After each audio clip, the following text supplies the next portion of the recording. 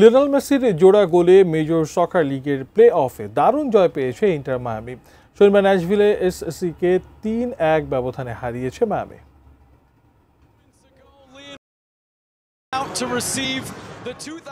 লিগে ২৯ গোল করায় সর্বোচ্চ গোলদাতার পুরস্কার গোল্ডেন বুট লিওনেল মেসির হাতে ম্যাচের আগেই তুলে দেন লিগ কমিশনার ডন গারবার। এরপরই জোড়া গোল করে মুহূর্তটাকে রাঙিয়ে রাখলেন আর্জেন্টিনার বিশ্বজয়ী তারকা মেসি। চেনা মাঠ চেজ স্টেডিয়ামে আজ ভোরে হওয়া ম্যাচে শুরুতে খানিকটা এলোমেলো ছিল মায়ামির আক্রমণ ভাগ। প্রথম ১৫ মিনিট নিজেদের গুছিয়ে নেয় তারা। এরপর প্রথম সুযোগেই এগিয়ে যায় মায়ামি।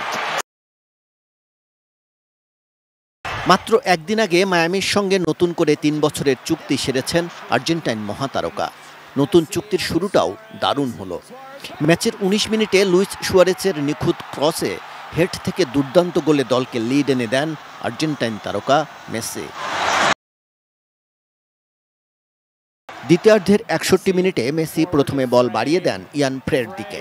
ইয়ানের ক্রস থেকে দারুণ এক হেডে দলের ব্যবধান দ্বিগুণ করেন আলেন্দে। ৩২ ইঞ্চি জেভিকো টিভি এখন মাত্র ১৫,০০০ টাকায়, সাথে পাচ্ছেন ৩ বছরের প্যানেল ওয়ারেন্টি। ম্যাচের নির্ধারিত সময়ে মায়ামি এগিয়ে ছিল ২-০ ব্যবধানে।